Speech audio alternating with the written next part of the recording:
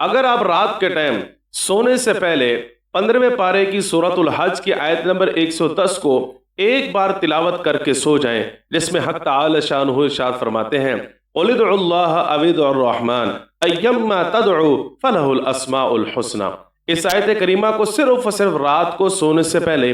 ایک بار آپ تلاوت کر کے سو جائیں، حق تعالی شانہ آپ کے گھر کی اور گھر میں موجود سامان کی اور گھر والوں کی حفاظت فرمائیں گے۔ ایک صحابی رسول کے گھر میں جس وقت چور داخل ہوا، وہ 3 بار دروازہ کھول کے باہر نکلنے کی کوشش کرتا ہے، لیکن ہر بار دروازہ خود بخود بند ہو جاتا ہے۔ آخرکار صحابی رسول جو اس منظر کو دیکھ رہے تھے اپنی آنکھوں سے، چور کو مخاطب کر کے یوں کہا، تو اپنے مشن میں اس لیے کامیاب نہیں ہو سکتا، اپنے اس عمل میں اس لیے کامیاب نہیں ہو سکتا کہ رات کو جس وقت میں سویا تھا تو میں قرآن مجید کی یہ آیت پڑھ کے سویا تھا، اپنے گھر کی حفاظت کا اہتمام انتظام کر کے سویا تھا، اس لیے اللہ رب العزت میرے گھر کی حفاظت فرماتے ہیں، میرے سامان کی حفاظت فرماتے ہیں۔ اس لیے اگر ہم یہ چاہتے ہیں کہ ہمارے گھر بھی محفوظ رہے، گھر کا ساز و سامان بھی بالکل محفوظ رہے، چوری سے محفوظ رہے، ڈاکے سے ہم محفوظ رہیں، تو رات کے ٹائم میں